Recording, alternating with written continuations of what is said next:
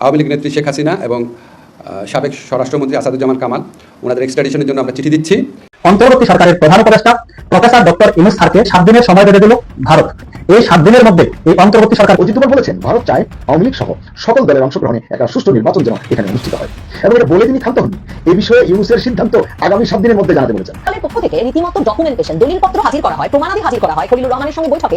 প্রমাণ সাপেক্ষে অজিত ডোভাল খলিলুর রহমানকে সব ডসিয়ার তুলে ধরে দলিলপত্র তুলে ধরে সরাসরি বলেছেন যে বাংলাদেশের সময় কমে আসছে, বাংলাদেশকে দ্রুত এসব বিষয়ে ব্যবস্থা নিতে হবে। শেখ হাসিনাকে ভারত থেকে ফিরিয়ে আনতে ইতালির রোমে অবস্থিত আন্তর্জাতিক অপরাধ আদালত অর্থাৎ আইসিসিতে বিষয়টি অ্যাপ্রোচ করা যায় কিনা বিবেচনা করা হচ্ছে।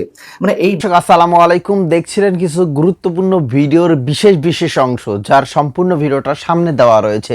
যারা এই ভিডিওতে ক্লিক করেছেন অবশ্যই সম্পূর্ণ নিউজটি দেখার অনুরোধ রইল। প্রিয় দর্শক, এইরকম নিউজ আপডেটগুলো পেতে চাইলে অবশ্যই আমাদের এই চ্যানেলটি সাবস্ক্রাইব করে বেল বাটনটি ক্লিক করে রাখবেন সবসময় এই ধরনের নিউজ আপডেটগুলো পাওয়ার জন্য। চলে আমরা কথা বেশি বাড়াই না, এই আওয়ামী লীগকে অথবা শেখ হাসিনাকে ফেরত নিয়ে আসার জন্য আমাদের আইন উপদেষ্টা আসিফ নজরুল তিনি কি পদক্ষেপ নিচ্ছেন আমরা বিস্তারিত দেখে আসি ভিডিও স্ক্রিনে। নিউজটি সেটি দিয়ে শুরু করি। তা হচ্ছে ভারত এবং শেখ হাসিনাকে কেন্দ্র করে আইন উপদেষ্টা যে সংবাদ সম্মেলন করেছেন বৃহস্পতিবার, সেখানে তিনি বলছেন যে শেখ হাসিনাকে ভারত থেকে ফিরিয়ে আনতে ইতালির রোমে অবস্থিত আন্তর্জাতিক অপরাধ আদালত অর্থাৎ আইসিসিতে বিষয়টি অ্যাপ্রোচ করা যায় কিনা বিবেচনা করা হচ্ছে। এই বিষয়টি যে একেবারে আইওয়াস বা যারা জুলাই যোদ্ধা হিসেবে নিজেদেরকে দাবি করেন অথবা গণঅভ্যুত্থানে যে শক্তিগুলো রয়েছে তাদের সামনে নিজেদের মুখ রক্ষার বিষয় যে তারা বা সরকার কতটা তৎপর শেখ হাসিনাকে ফিরিয়ে বিচারের রায় কার্যকর করার জন্য, ভারত দেবে না এটা তো নিশ্চিত, শেখ হাসিনাকে ফেরত দেবে না, সেই জায়গা থেকে এই কথাগুলো বলা এবং নিজেদের ব্যর্থতা ঢাকার জন্য এই সব কথাবার্তা। তো এই কথাবার্তা কেন অবতারণা করলাম? গত 2 দিন ধরে বেশ আলোচনা চলছে। ভারতে এই মুহূর্তে অবস্থানরত বাংলাদেশের জাতীয় নিরাপত্তা উপদেষ্টা ডক্টর খলিলুর রহমানের সঙ্গে বৈঠক হয়েছে ভারতের জাতীয় নিরাপত্তা উপদেষ্টা অজিত ডোভালের সঙ্গে। ডক্টর খলিলুর রহমান যতটা না গুরুত্বপূর্ণ, নিঃসন্দেহে অজিত ডোভালের অবস্থান এই উপমহাদেশে অনেক বেশি গুরুত্বপূর্ণ এবং উপমহাদেশ কেন্দ্রিক যে রাষ্ট্রগুলো রয়েছে। তো যেহেতু ভারতের জাতীয় নিরাপত্তা উপদেষ্টা কথা বলেছেন ডক্টর খলিলুর রহমানের সঙ্গে, বিষয়টি অবশ্যই আমাদের জন্য খুবই গুরুত্বপূর্ণ। কি কথা বলেছেন সে বিষয়ে স্পষ্ট করে কিছু প্রকাশ্যে আসেনি। এখন এটা মনে করার কোনো কারণ নেই যে বাংলাদেশের রাজনীতি এবং আওয়ামী লীগ প্রসঙ্গ বাদ দিয়ে ভূ রাজনৈতিক বা আঞ্চলিক নিরাপত্তা, সন্ত্রাসবাদ ইত্যাদি নিয়ে 2 জাতীয় নিরাপত্তা উপদেষ্টার মধ্যে কথা হয়েছে এবং ভারতের কোনো গণমাধ্যম এমন ইঙ্গিত দেওয়ার চেষ্টা করছে যে এই বৈঠকের মধ্য দিয়ে ভারত বাংলাদেশের যে সম্পর্ক তলানিতে গিয়ে পৌঁছেছে বা যে বরফ জমাট বেঁধেছে তা গলতে শুরু করেছে। কি সেই ইঙ্গিত? এবং বলছিলাম যে স্পষ্ট করে কোথাও থেকে জানা যায়নি যে তাদের মধ্যে কি আলোচনা হয়েছে। দিল্লিস্থ বাংলাদেশের হাই কমিশনার তারা একটি বিবৃতি দিয়েছে। সেই বিবৃতিতে খুব স্বাভাবিকভাবে যে কথাবার্তাগুলো বলা হয়েছে সেগুলোই ভারত এবং বাংলাদেশের প্রায় সব গণমাধ্যমে সেই বিবৃতির খবরগুলোই আমাদের সামনে এসেছে, যেখানে বলা হচ্ছে যে বুধবার সকালে বাংলাদেশ ও ভারতের জাতীয় নিরাপত্তা উপদেষ্টারা তাদের প্রতিনিধি দল নিয়ে বৈঠক করেছেন। বৈঠকে সিএসসি অর্থাৎ কলম্বো সিকিউরিটি কনক্লেভ যেই জোট বা ফোরাম, সেই সিএসসির কর্মকাণ্ড নিয়ে আলোচনার পাশাপাশি 2 দেশের দ্বিপক্ষীয় বিভিন্ন গুরুত্বপূর্ণ বিষয় নিয়ে আলোচনা হয়েছে। অজিত ডোভালকে ঢাকা সফরে আমন্ত্রণ জানিয়েছেন ডক্টর খলিলুর রহমান। এই যে ফর্মাল কথাবার্তা, তো নিঃসন্দেহে বলা যায় যে এখানে যে বিষয়গুলো উল্লেখ করা হয়েছে দ্বিপাক্ষিক স্বার্থ সংশ্লিষ্ট, তার বাইরে অনেক বিষয় আলোচনা হয়েছে। ভারতের অন্যতম গণমাধ্যম দ্য প্রিন্টের মতো ভারতের কোনো গণমাধ্যম ইঙ্গিত দিয়েছে যে বৈঠকের মধ্য দিয়ে বরফ গলতে শুরু করেছে, যেটি শুরুতেই বলছিলাম। তাহলে ভারত কি এমন প্রস্তাব করলো অথবা বাংলাদেশের পক্ষ থেকে ডক্টর খলিলুর রহমান কি এমন প্রস্তাব করলো যে ভারত মেনে নিয়েছে অথবা ভারতের প্রস্তাব বাংলাদেশ মেনে নিয়েছে যে বরফ গলতে শুরু করেছে?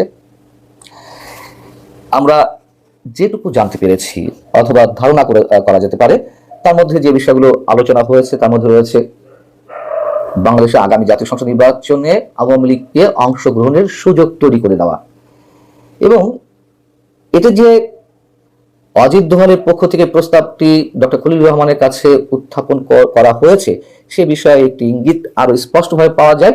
শেখ হাসিনার মৃত্যুদণ্ডের রায় ঘোষণার পরপরই দেশের পররাষ্ট্র মন্ত্রণালয় যে বিবৃতি দিয়েছে সেই বিবৃতির একটি অংশে কথাগুলো ছিল এরকম: একটি ঘনিষ্ঠ প্রতিবেশী হিসেবে ভারত বাংলাদেশের জনগণের সর্বোত্তম স্বার্থে প্রতিশ্রুতিবদ্ধ যার মধ্যে শান্তি, গণতন্ত্র, অন্তর্ভুক্তি এবং স্থিতিশীলতা অন্তর্ভুক্ত। এই উদ্দেশ্যে আমরা সবসময় সকল পক্ষের সঙ্গে গঠনমূলকভাবে সম্পৃক্ত থাকব। মানে এখানে অংশগ্রহণমূলক শব্দটা এখানে আনা হয়েছে। এখন আর কি আলোচনা হতে পারে তার একটু বলে রাখি যে শেখ হাসিনাকে যে ভারত ফেরত পাঠাবে না তা তো মোটামুটি নিশ্চিত, এবং সেই জায়গা থেকে আইন উপদেষ্টা যে মোটামুটি আইওয়াশ করার মতন একটি সংবাদ সম্মেলন করেছেন, সেই জায়গায় শেখ হাসিনা যে প্রসঙ্গ এনেছেন সেটা উল্লেখ করেছি। সেই বিষয়টি নিশ্চয়ই অজিত দোভাল জানিয়ে দিয়েছেন ডক্টর খলিলুর রহমানকে যে হাসিনাকে ফেরত দেওয়া হচ্ছে না। এবং পাকিস্তানের সঙ্গে বাংলাদেশের যে অতিমাত্রায় সখ্যতার সৃষ্টি হয়েছে, পাকিস্তানের গোয়েন্দা সংস্থা থেকে শুরু করে সেখানকার সরকারের বিভিন্ন পর্যায়ের উচ্চপদস্থ কর্মকর্তাদের যে আনাগোনা ঘন ঘন, তো এই সফর তো লেগেই আছে বাংলাদেশে, সেটি তো ভারতের খুব ভালোভাবে নেওয়ার কথা নয়।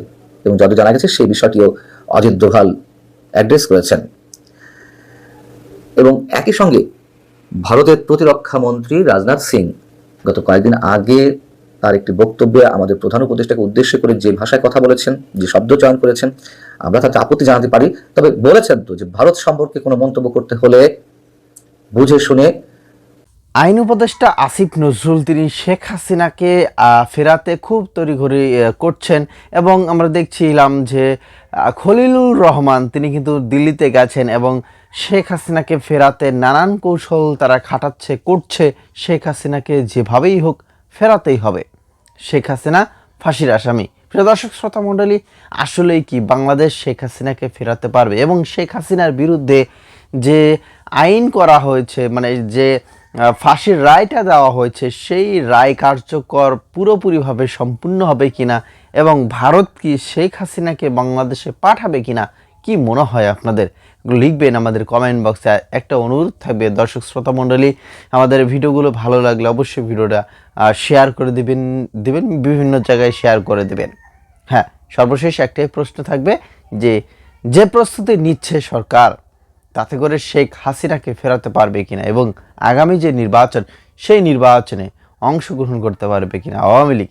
লিখবেন আপনাদের মতামত। ধন্যবাদ সকলকে। দেখা হচ্ছে অবশ্যই পরবর্তী কোনো ভিডিওতে।